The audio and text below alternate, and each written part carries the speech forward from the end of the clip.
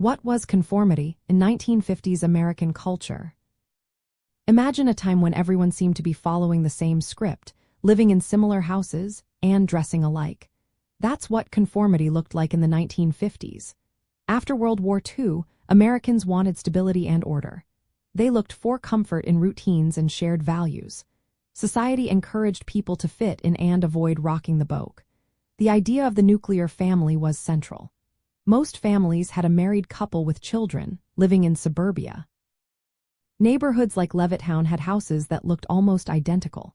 People shared similar incomes, bought the same mass-produced goods, and watched the same television shows. Shows like Father Knows Best and Leave It to Beaver painted a picture of perfect family life that many aimed to emulate. Gender roles were very clear.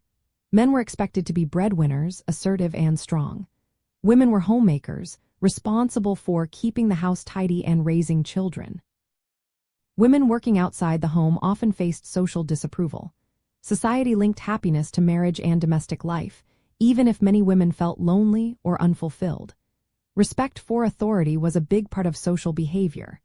Children listened to their parents, students obeyed teachers, and citizens trusted government officials.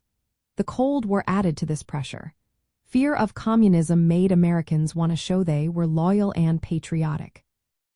Conformity was also about suppressing differences. The mainstream culture was mostly white, middle class, and heterosexual. Racial minorities and LGBTQ+ individuals faced segregation, discrimination, and exclusion. Their stories were often ignored or hidden in media. Despite this, some artists, writers, and musicians started challenging the norms. Civil rights movements began to grow, pushing for equality and justice. From a nostalgic view, the 1950s are remembered as a time of order and family values. People often think of it as simpler and safer. Yet, behind the scenes, many felt constrained by strict social rules. Daily life was shaped by expectations about appearance, behavior, and life goals.